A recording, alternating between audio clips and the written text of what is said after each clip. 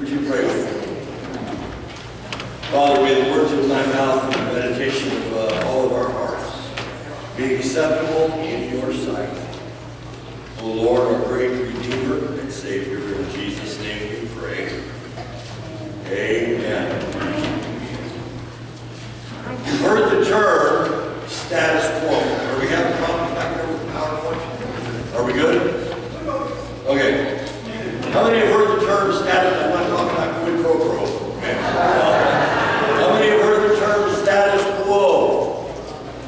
Status quo means the current state of affairs or the existing state of things, but it's a term that has come to mean unchanged, not different, not distinct, even boring, or just status quo.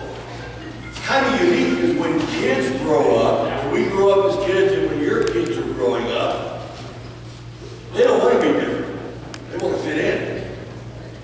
But as time goes on, it's not about conformity or fitting in anymore.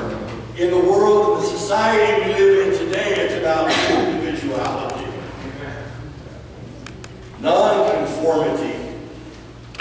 Even today, countercultural. Paul even speaks to that, about living in a counterculture. Somewhere along the line, as we get older, somebody decides that individuality is much better than conformity. Be yourself, express yourself. There's nothing wrong with that in and of itself. And so you're encouraged to be yourself as long as your individuality doesn't conform or mess with anybody else's desire to be individuals. But Scripture calls us to be countercultural. Look what Paul says.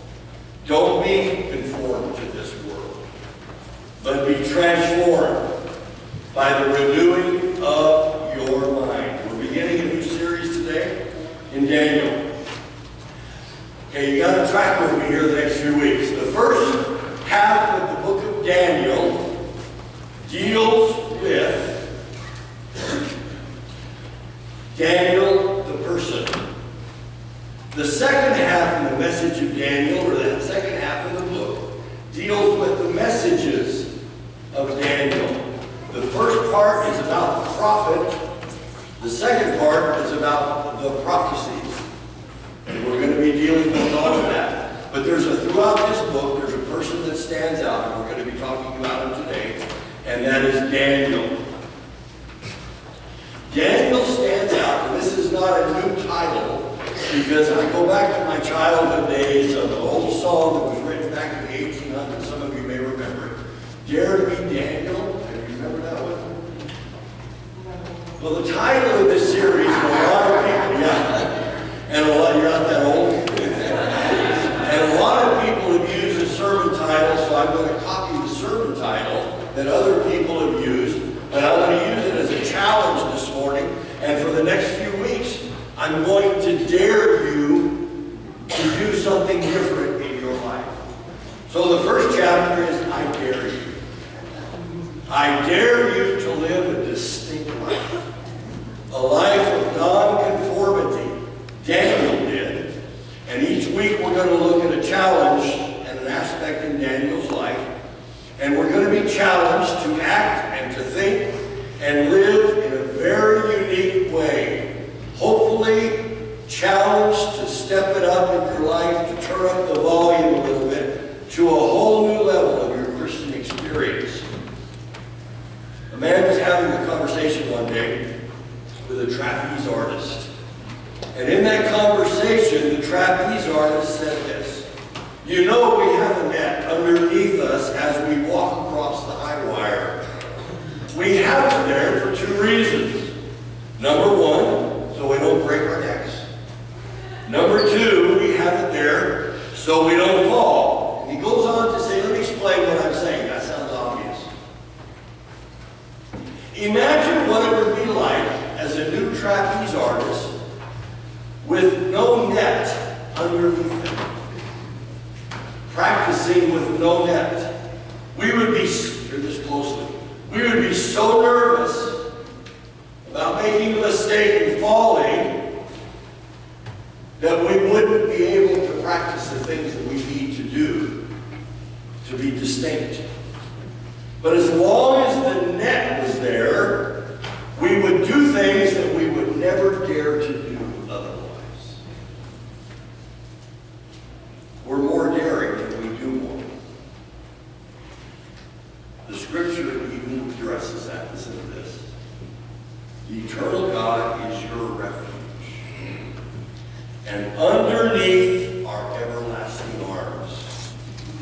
What a net. I dare you to live distinct, to live different than you've ever lived before. So I challenge you to be, number one, be distinct. In chapter 1, there are 4 principles that we're going to talk about today that were true for Daniel and that are also true for us when it comes to being distinct. Number 1, we need to understand that life happens unexpectedly. Life happens unexpectedly. Stuff happens. Some of you know that to be true. You plan to do certain things, and then out of nowhere, boom, something happens. Look at verses 1 and 2 in Daniel. This is what happened. In the 3rd year of the reign of Jehoiakim, the king of Judah, Nebuchadnezzar, king of Babylon, came to Jerusalem and besieged it. And the Lord gave Jehoiakim, the king of Judah, Israel, into his hands with some articles of the house of God, which he carried into the land of Shinar, to the house of his God, small g. And he brought the articles into the treasure of the house of his God. Talk about status quo. Things were going perfect for Israel. Status quo. Everything was good. But one day they looked out and saw the Babylonians had surrounded the city to attack them. Not only did they attack them, but they had killed many of the people and took many that were left into captivity. What I want you to see is this is important as we move through Daniel, the whole book of Daniel, that you keep this in mind. There are 2 perspectives found in that verse. There is the world's perspective, and then there is the spiritual perspective, or the spiritual theological perspective. Viewpoint number 1, if you look up in verse 1, here is the worldly, secular, historical viewpoint. Nebuchadnezzar came to Jerusalem and took it over. That's the worldly, historical. You can go to the history books and see that this happened. Matter of fact, it happened 3 times. And we're going to see that in just a minute. That's the viewpoint of secular history. But there's another viewpoint. The same situation, the same attack, looked at from a spiritual or a theological standpoint. And the Lord, verse 2, gave Jehoiakim, the king, into his hand. That is the spiritual perspective. That's the biblical theology. There are 2 perspectives that are interwoven throughout Daniel. The secular and the spiritual or the theological. In the historical context, let's look at it real quick because we need to establish a background on why and how Daniel got to where he was. In the year 605 BC, there was a young man that we just read about by the name of Nebuchadnezzar. He was like the new kid on the block at that time. He was a rising political star, but he would eventually become the ruler of the known world. The Babylonians surrounded Jerusalem during that time. There were 3 sieges that happened during 605 and 597, and then in 586 BC. And I say all that to say this. The last one, 586 BC, is when Daniel, Shadrach, who is now Shadrach, Meshach, and Abednego, they were taken into captivity. Matter of fact, in Jerusalem, if you go there, you can even see stones that were burned even to this day. because of the siege that happened where Daniel and his kid and his friends were taken into captivity. So everything was status quo. Unexpectedly, something suddenly happens, and now the entire population of Jerusalem is in an uproar. And though it happened unexpectedly, this is important. Some people, if not all of them, should have expected this because it was prophesied in the law of Moses and in other places in Scripture that this captivity was going to happen. Matter of fact, look at Deuteronomy 28. The Lord will bring, this is when Moses was getting the law, and during that time period, the Lord will bring a distant nation against you. This is years before, from the end of the earth, and this nation will swoop down on you like an eagle. It is a nation whose language you will not understand.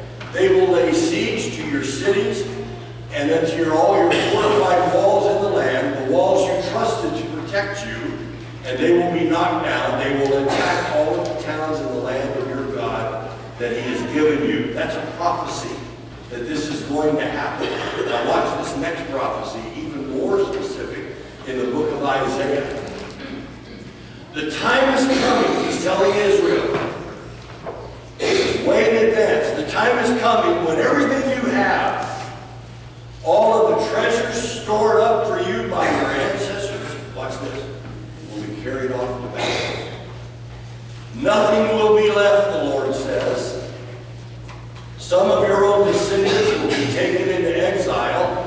Watch this, you're so specific how God prophesies things. And they will even become eunuchs who will serve in the palace of Babylon's king. It was hundreds of years before God prophesied this was going to happen. But again, remember, there are two sides to history. There's the factual side, the historical side. That's the when, how, what, and where. The factual side is when, how, what, and where. But the spiritual side, listen, is always why. The spiritual side to every situation is always why. And that's true in our lives as well. Although Nebuchadnezzar may be the new kid on the block, God is the orchestra director. And Nebuchadnezzar and his kingdom is being moved by God so that Daniel can get into a key position. And you're going to see that by the end of this sermon, that the position that he was moved into not affected, but played a major role in the birth of Christ.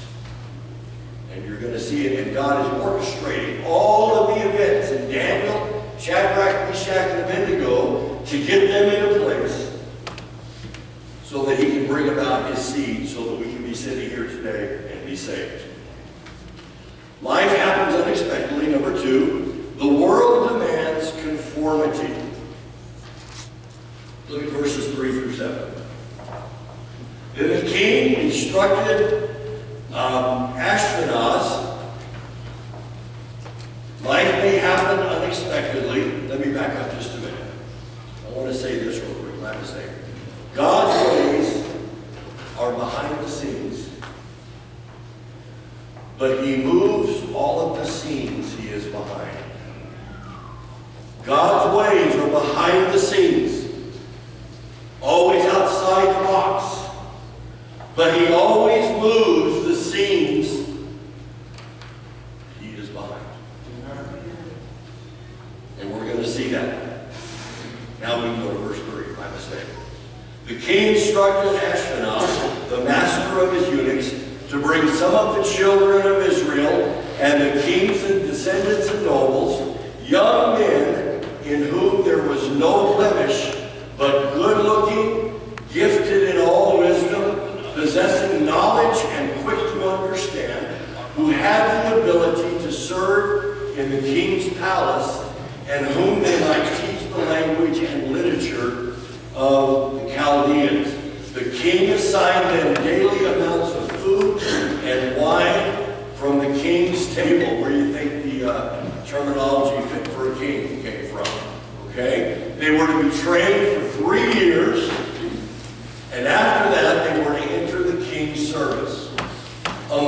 those who were chosen from Judah were Daniel, Hananiah, Mishael, and Azariah. The chief official gave them new names. Daniel, he gave the name Belshazzar. To Hananiah, he gave the name, now this is significant, by the way, in this story. This is very significant. Shadrach. To Mishael, he gave the name Meshach. And to Azariah, he gave the name Abednego. Okay? Today, and we live in a society that has values and standards that they want you to conform to. Amen? We see it on the news. We see it in what we're listening to and what we read today. And society, listen to this closely, the society and the culture today are very uncomfortable with you if you do not conform to what they think their idea of society should look like. The world wants you to conform. It was also that way back in the day with Nebuchadnezzar and Daniel in the world of Babylon. Nebuchadnezzar had a well-formulated, time-tested plan to take the cream of the crop of his captives from all of his wars and train them, brainwash them, so to speak, and let them serve in his palace. And he had a four-step approach to this. Now, this four-step approach still applies to our lives and how we're living today in this culture. Look at the first step that Nebuchadnezzar used to try and change the mind of Daniel, Shadrach, Meshach, and Abednego, and to change their complete makeup and their identity. First was isolation. You isolate the people. You take them from their homeland, away from their family, away from their peers, away from their churches or their priests. Keep them from reading God's law and their scriptures, and keep them from worshiping their God, and bring them over to Babylon and isolate them. That's what the enemy wants to do to you. He wants to isolate you. He can't take your salvation, so he wants to isolate you and set you aside so that you will be distracted by the things of life and everything that's going on. They kept them away from everything they knew. Besides isolation, look at the second thing that Nebuchadnezzar did to separate these guys, to brainwash them into the Babylonian way of living. Indoctrination. Look how he indoctrinated them. And whom they might teach the language and the literature of the Chaldeans. The point is here isn't just to train them academically, but to brainwash them into their belief system, to steep them in the literature as well as the language.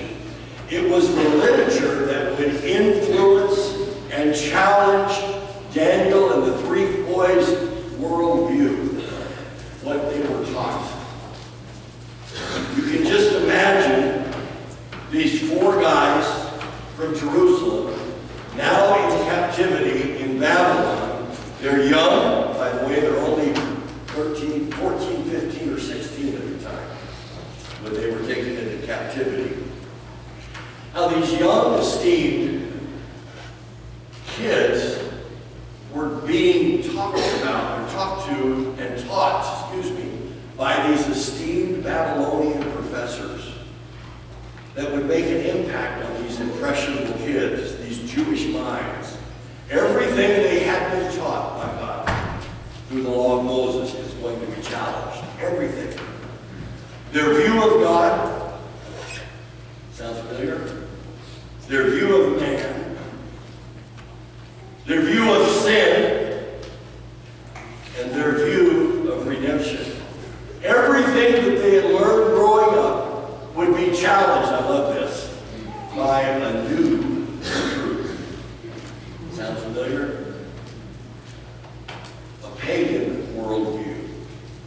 Archaeology has shown that among other things, these kids were going to be trained in the art of divination, fortune telling, psychics, telling the future. Babylonians were very superstitious, and they believed in omens. They believed in terrestrial and planetary signs. Matter of fact, here's a side note for you.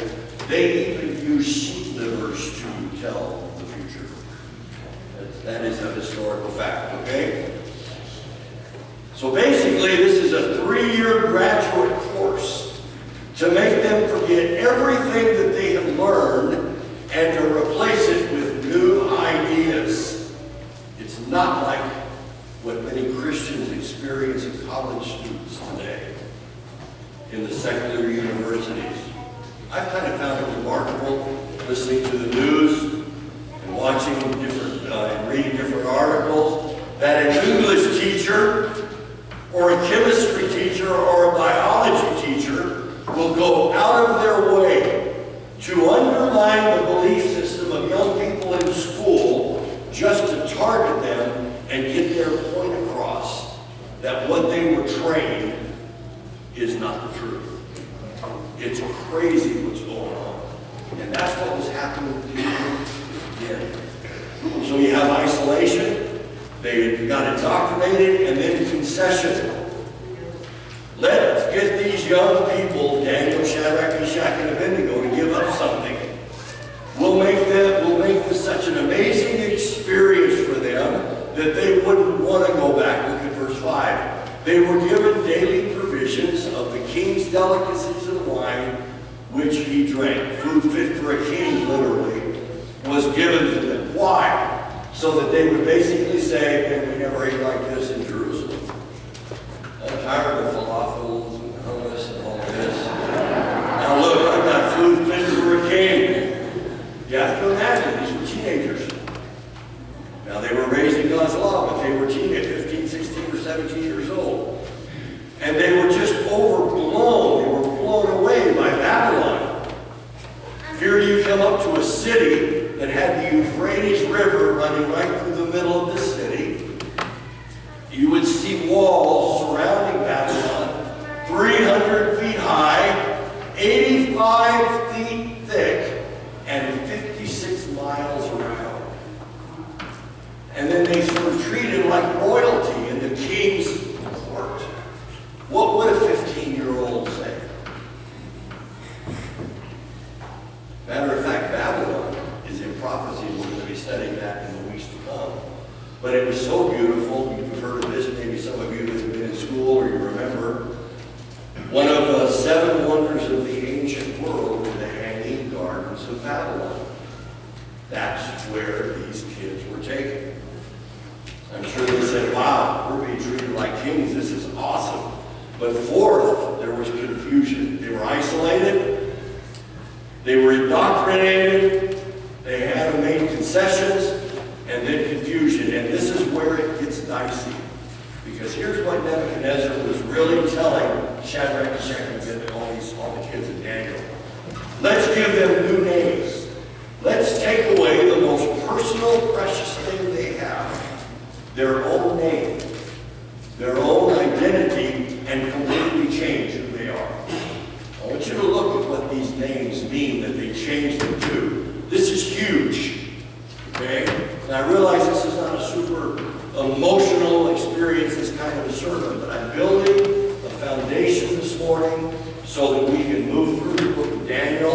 And I want to show you this morning how Daniel and these kids lived a distinct life in a life-threatening situation. Look at the names, how they changed it.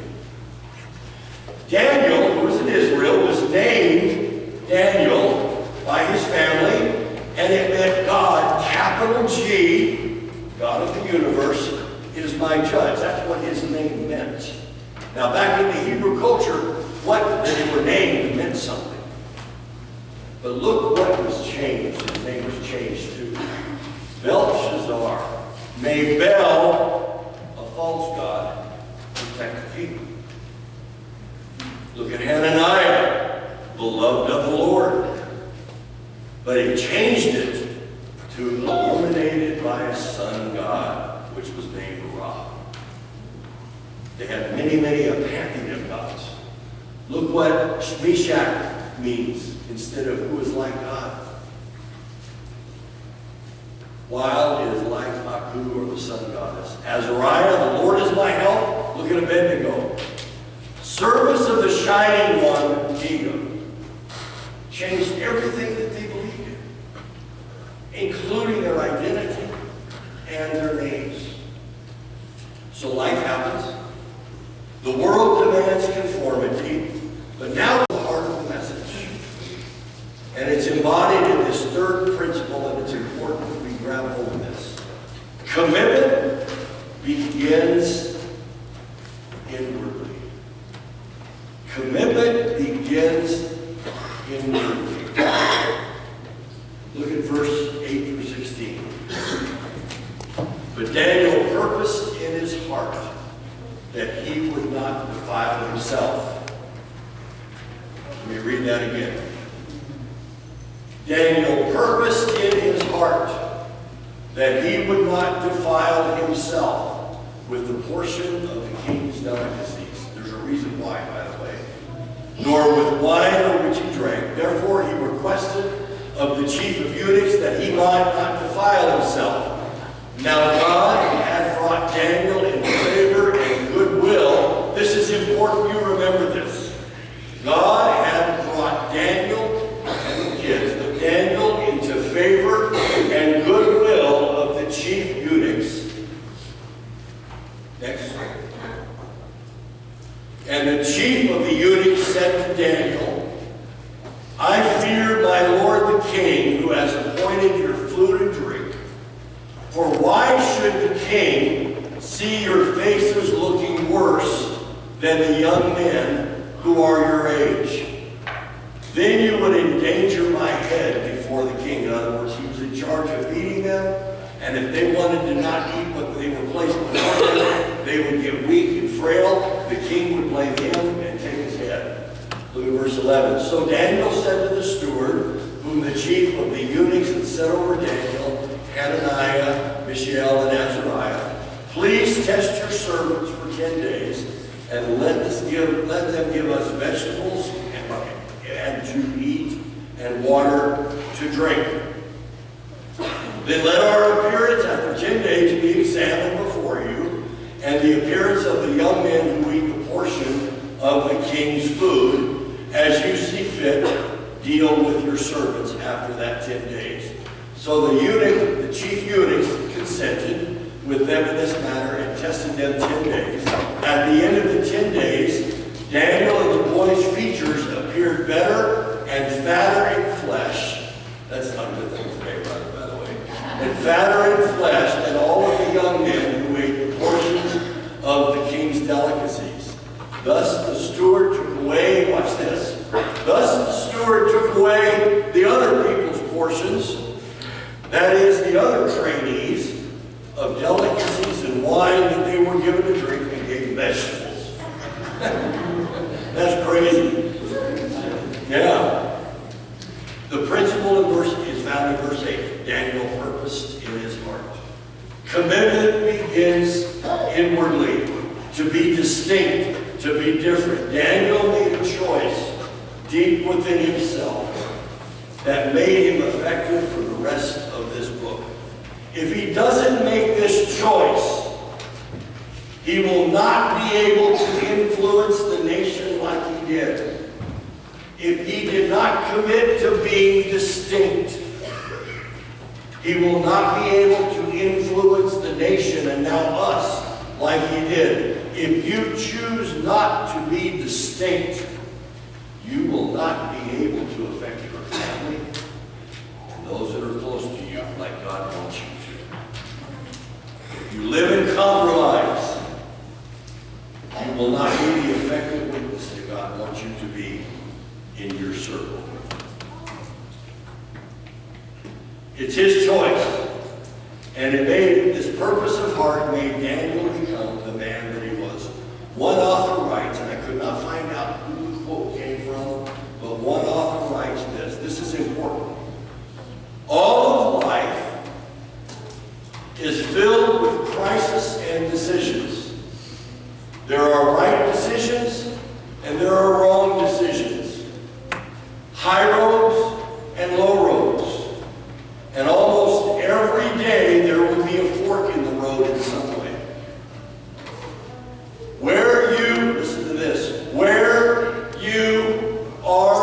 today is due to the turn in the road that you took yesterday. Be distinct. Don't be weak. Conformity is weakness. But standing on the promises and the truth of God's Word, be distinct. Don't compromise when the world comes to you and says, well, I realize what you used to believe, but it really says this.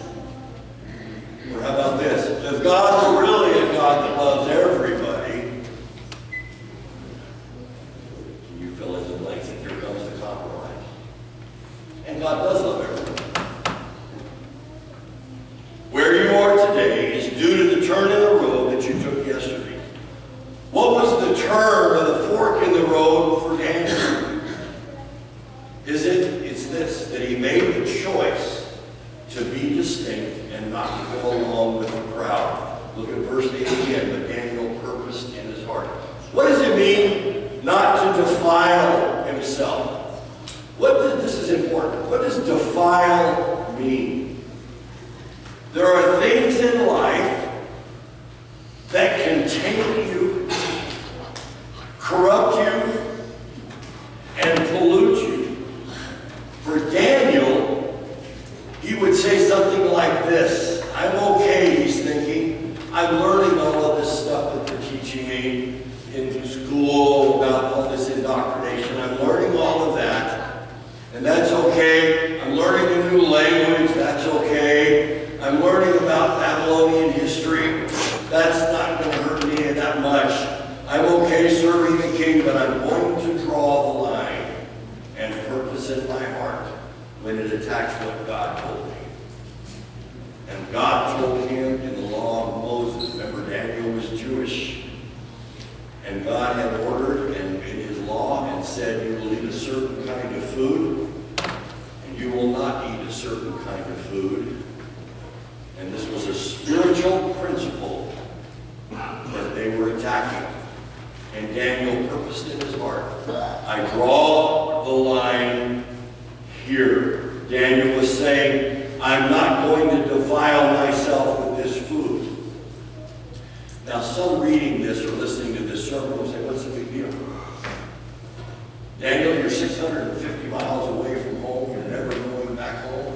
No big deal. Or some may say, don't you think that's a little legalistic? Don't you think that's a little hard line? Daniel would say, I don't care what you think, and I don't care what the king thinks. This is where I draw the line. Daniel wasn't looking for an excuse because Daniel had a purpose. Only people that don't live with purpose are always looking for an excuse. Let me say that again. Only people that are not living with purpose, the hope that God brings, purpose, will always be looking for an excuse. And this is what Daniel purposed in his heart. I'm not going to defile myself. Do you have any idea how important that is? Look at this verse of the scripture. I've done sermons on this before. Keep your heart with all diligence, or guard your heart. For out of it proceed the very issues of life. Let me ask you a question. What's defiling you? Defiling means to spoil, impair, degrade, pollute, poison, corrupt. What is this? What is defiling you? A relationship? Certain books? What you look at on the computer? This is going to step on some toes, and I don't mean to, but I mean this in love. About the television shows you watch. Well, they only kill 20 people. And there's just a few cuss words, but man, is that plot amazing. That is a form of compromise. I'm not telling you over to do these things. I'm telling you, Would you allow Jesus to sit and watch what you watch? Because it has a good plot or a good storyline. Pointing at you, but I got three right back there. That's important. Those kinds of things are a trick. And the enemy will use them to spoil, pollute, poison, and taint you.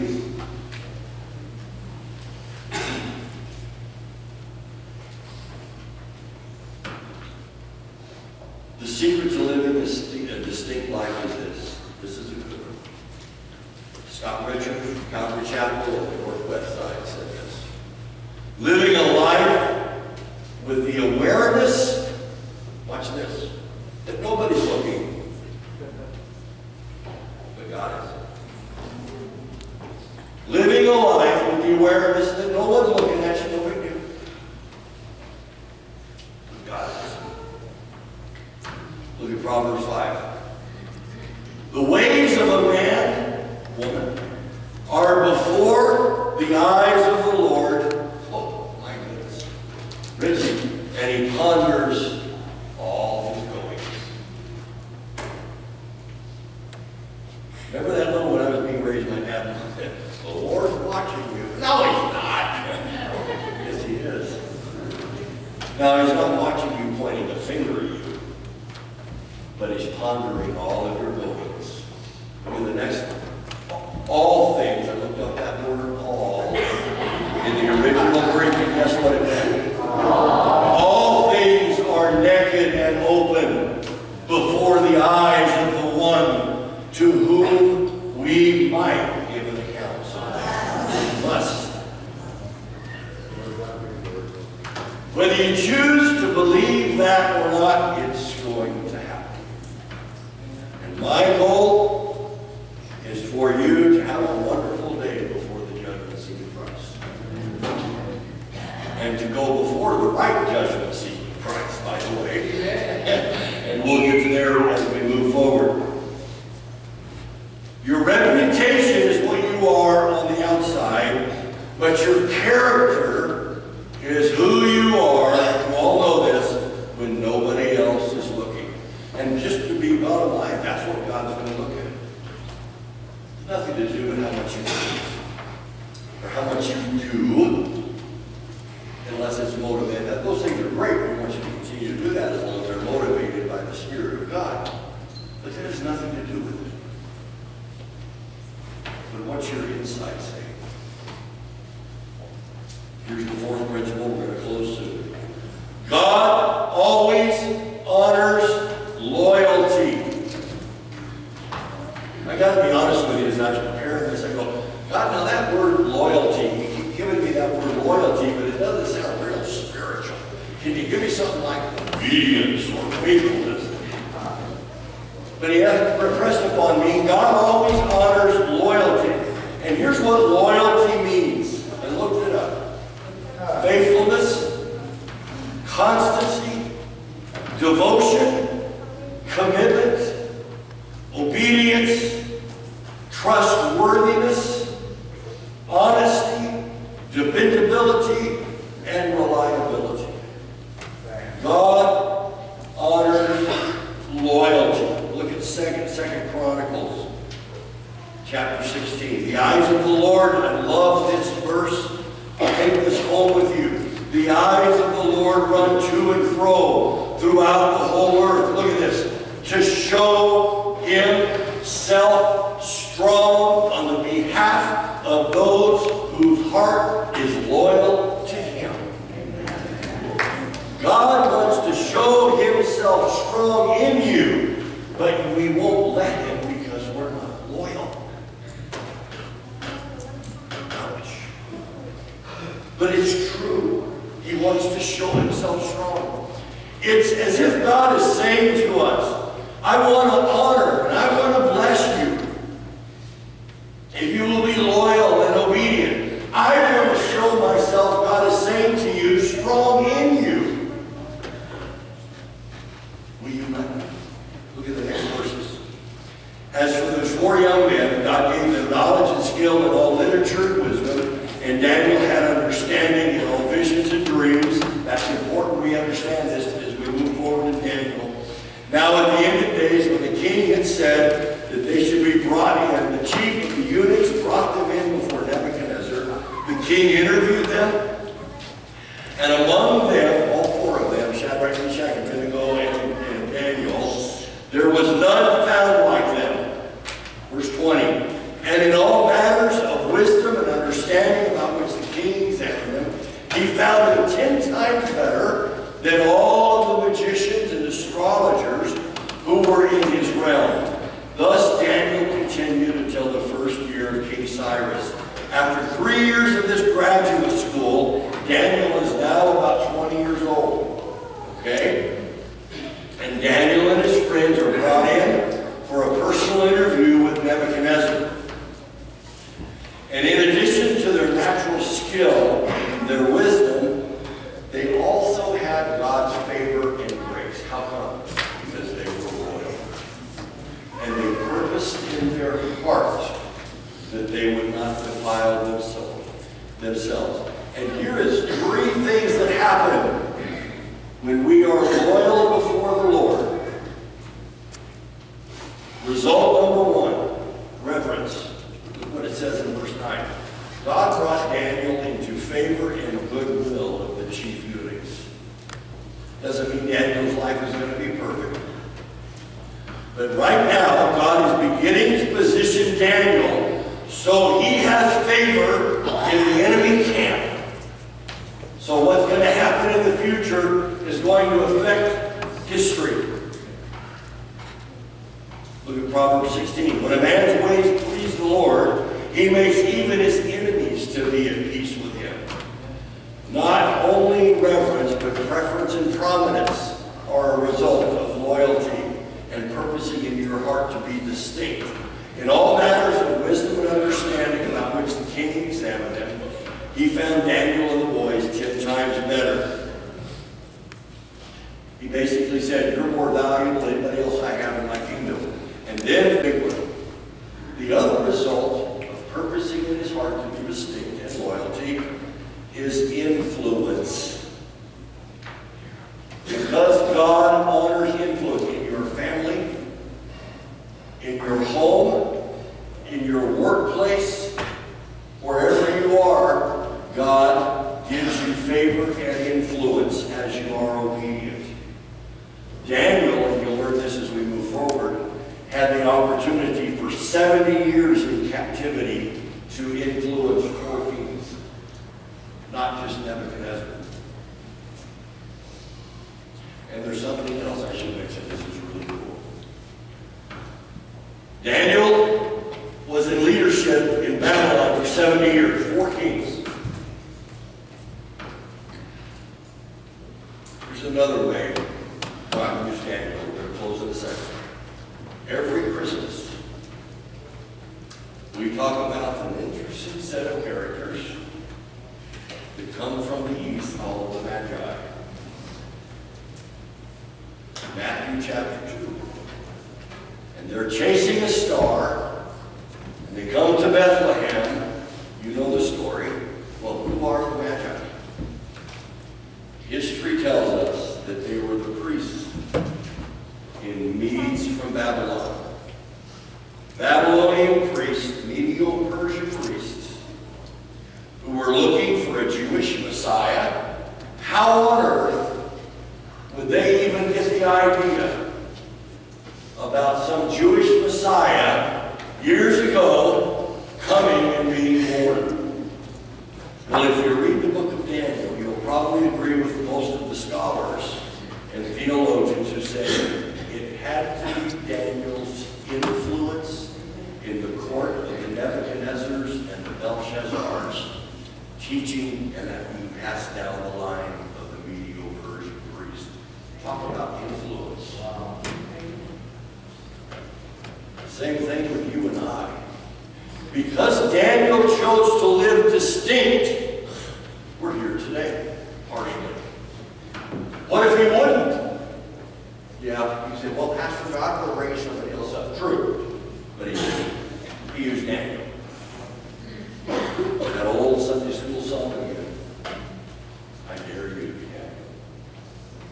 I dare you to live distinct. Her name was Nancy Jones, not the Nancy Jones that you hear. It's a true story. She was a spinster, I want to close with crack with me. Nancy Jones was a spinster who lived in a Midwestern town. She really didn't do much. In fact, the day she died, the editor of the newspaper found out that she died, and he knew he had to write something in his newspaper, because it was a small town, to announce to the community that she died. The only thing is, he couldn't think of one thing that Nancy Jones was known for. He asked around, but couldn't find anybody knew anything about her. So he decided he would give the job of writing something in the newspaper for an obituary to the first employee that walked through the door of the newspaper that morning, which happened to be a sports editor. He said, "Buddy, welcome to work. Your job is to write some little word or words about Nancy Jones that will be put in the paper and probably be placed on her tombstone, since nobody really knows her or what she's done. Today I hear that there's a graveyard somewhere in a small town in the Midwest, and there's a tombstone that says, 'Here lies the bones of Nancy Jones. Her life held no terrors. She lived an old maid,' the sports editor writes. 'She died an old maid. No hits, no runs, no errors.'" How about you? Are you just living status quo? Or would you be distinct and live a life that God is calling you to be in your home, in your church, in your workplace? Will you step up and live the way He wants you to live? Will you purpose in your heart that you will not defile yourself from this day forward, from anything that would keep Him from moving in your life? For some of you, that's going to take some courage. But the Holy Spirit will even give you the ability and the courage to live a distinct life. Let's pray.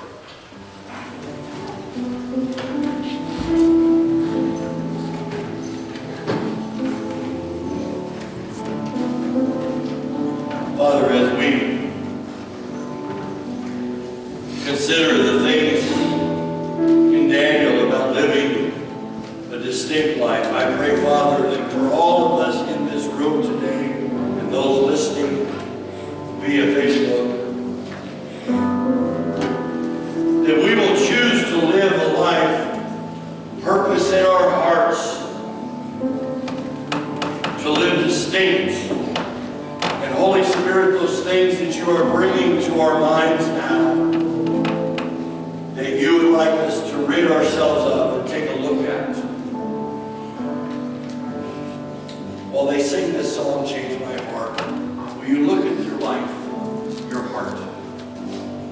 What things in your life keep you from living a distinct life? Would you, between you and the Lord, give those things to Him right now as they sing?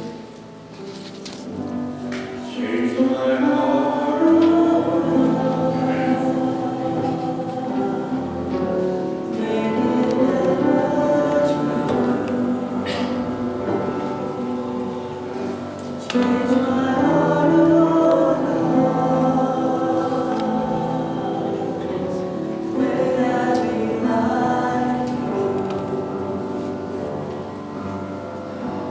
change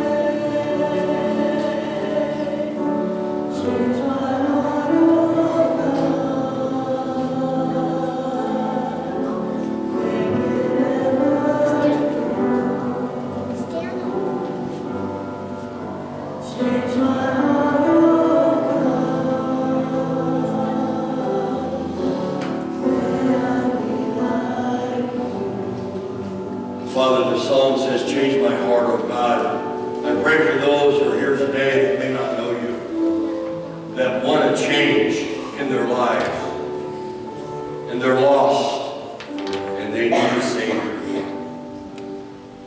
I pray, Father, that this day, this moment, they will give their lives to you totally, unconditionally.